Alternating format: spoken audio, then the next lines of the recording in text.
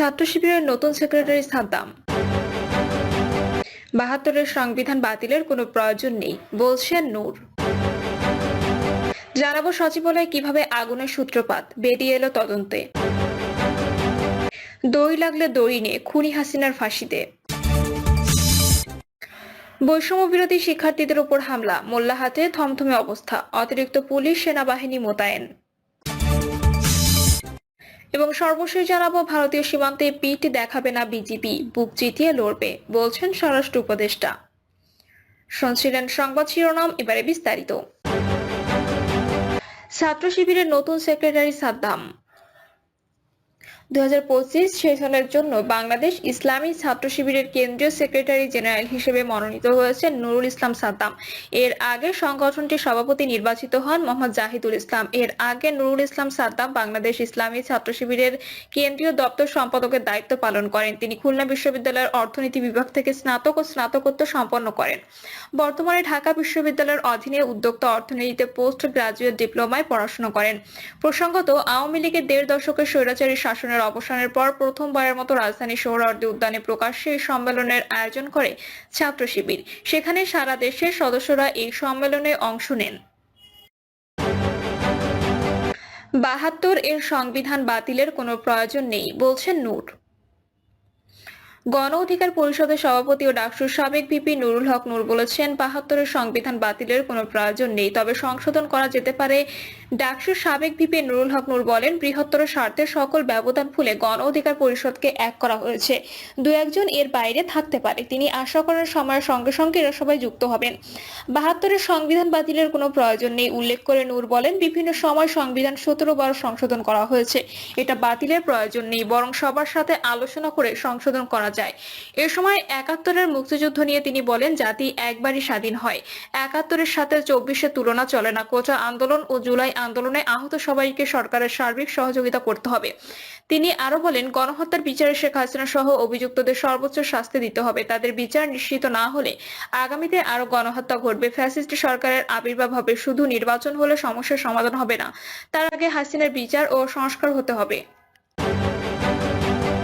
সচিবালয়ে কিভাবে আগুনের সূত্রপাত, বেরিয়ে এলো তদন্তে।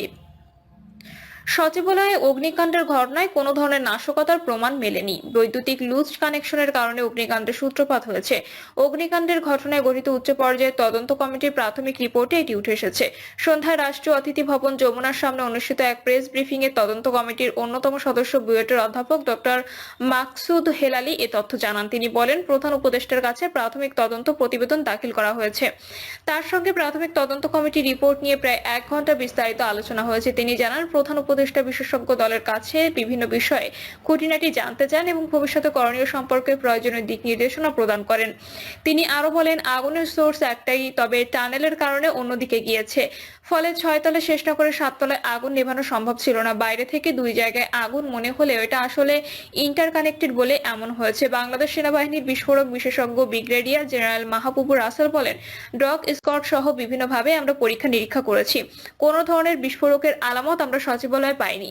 ফায়ার সার্ভিসের মহাপরিচালক ব্রিগেডিয়ার জেনারেল মোহাম্মদ জাহেদ কামাল বলছেন, ইন্টেরিয়র ডিজাইনের জিনিস থাকার আগুন ছড়িয়েছে দ্রুত। সচিবালয়ে অগ্নি নিয়ন্ত্রক ব্যবস্থারও ঘাটতি ছিল বলে জানায় ফায়ার সার্ভিস।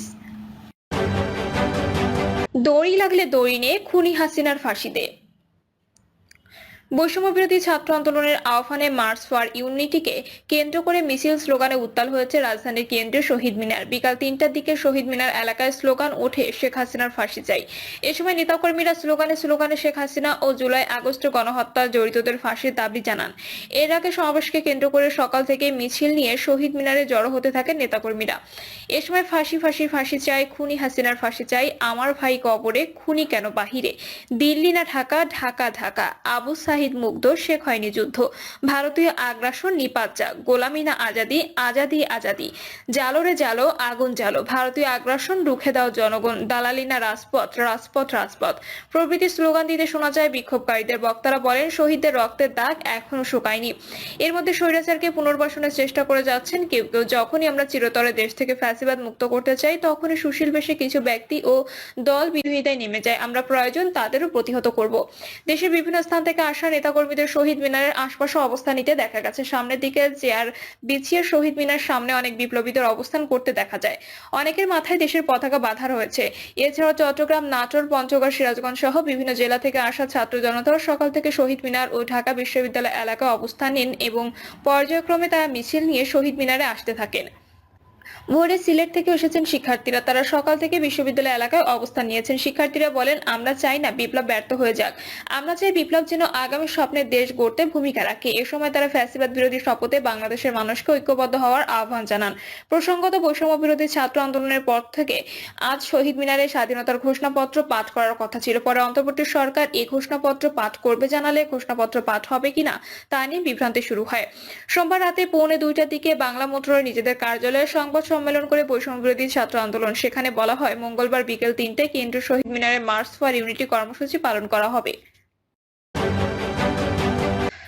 বৈষম্য বিরোধী শিক্ষার্থীদের উপর হামলা, মোল্লাহাটে থমথমে অবস্থা, অতিরিক্ত পুলিশ সেনাবাহিনী মোতায়েন।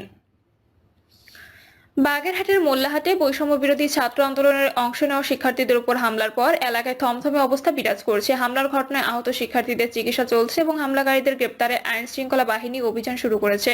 যে কোনো অপ্রীতিকর ঘটনা এড়াতে অতিরিক্ত পুলিশ ও সেনাবাহিনী মোতায়েন করা হয়েছে। বেলা 11:30টার দিকে মোল্লাহাট মাদ্রাসাঘাট এলাকায় ঢাকামুখী শিক্ষার্থীদের গাড়িবহরে স্থানীয় সন্ত্রাসীরা হামলা চালায়। ইটপাটকেল নিক্ষেপ এবং লাঠিসোঁটা দিয়ে আঘাতের ফলে 20 জন আহত হন, যার মধ্যে 3 জনের অবস্থা গুরুতর। এতে খুলনা মাও মহাসড়কে যান চলাচল প্রায় 2 ঘন্টা বন্ধ ছিল। শিক্ষার্থীরা জানিয়েছেন, হামলাকারীরা স্থানীয় প্রভাবশালী গোষ্ঠীর সহযোগিতায় তাদের গাড়ি বহরে হামলা চালায়। সংঘর্ষ চলাকালে পুলিশ উপস্থিত থাকলেও তাৎক্ষণিক কোনো পদক্ষেপ নেয়নি। শিক্ষার্থীরা এই হামলাকে পূর্ব পরিকল্পিত বলে দাবি করেন। বৈষম্য বিরোধী ছাত্র আন্দোলনের সমন্বয়ক জহুরুল তানভীর বলেন, এটি শান্তিপূর্ণ আন্দোলন ছিল, কিন্তু আমাদের উপর হামলা হয়েছে। আমরা দোষীদের গ্রেপ্তার ও শাস্তির দাবি করছি। মোল্লাহাট থানা পুলিশের ভারপ্রাপ্ত কর্মকর্তা শফিকুল ইসলাম বলেন, ঘটনার পরপরই আইন শৃঙ্খলা বাহিনী পরিস্থিতি নিয়ন্ত্রণে আনে। অপরাধীদের শনাক্ত করে আইনগত ব্যবস্থা নেওয়ার প্রক্রিয়া চলছে। এখন এলাকায় পরিস্থিতি স্বাভাবিক থাকলেও যে কোনো অপ্রীতিকর ঘটনা এড়াতে অতিরিক্ত পুলিশ ও সেনাবাহিনী মোতায়েন করা হয়েছে। বর্তমানে মোল্লাহাট এলাকায় পুলিশ ও সেনাবাহিনীর সদস্যরা টহল দিচ্ছেন এবং পরিস্থিতি নিয়ন্ত্রণে রয়েছে। ভারতীয় সীমান্তে পিঠ দেখাবে না বিজিবি, বুক চিতিয়ে লড়বে, বলছেন স্বরাষ্ট্র উপদেষ্টা। স্বরাষ্ট্র উপদেষ্টা লেফটেন্যান্ট জেনারেল মোহাম্মদ জাহাঙ্গীর আলম চৌধুরী বলেছেন, ভারতীয় সীমান্তের দায়িত্ব পালনকারী বিজিবি এখন আর পিঠ প্রদর্শন করবে না, বুক চিতিয়ে লড়বে। তাদের সেই ধরনের নির্দেশনা দেওয়া হয়েছে। স্বরাষ্ট্র উপদেষ্টা বলেন, সীমান্তে যারা হুঙ্কার দিচ্ছে আমরা তাদের সেই ধরনের প্রত্যুত্তর দিচ্ছি। ভারতের মিডিয়া প্রচুর মিথ্যাচার করছে, বাংলাদেশের মিডিয়া সত্য ঘটনা প্রকাশ করে প্রত্যুত্তর দিচ্ছে। এর জন্য আমাদের সাংবাদিকদের ধন্যবাদ জানাই। তিনি বলেন, সীমান্ত হত্যা এখনো শূন্যের কোটায় আনা সম্ভব হয়নি। খাসিয়াপল্লীতে পরপর 2টি ঘটনা ঘটেছে, সেখানে এখনো কিছুটা সমস্যা রয়ে গেছে। সেখানে এপারেও খাসিয়া ওপারেও খাসিয়া, এপার থেকে অনেক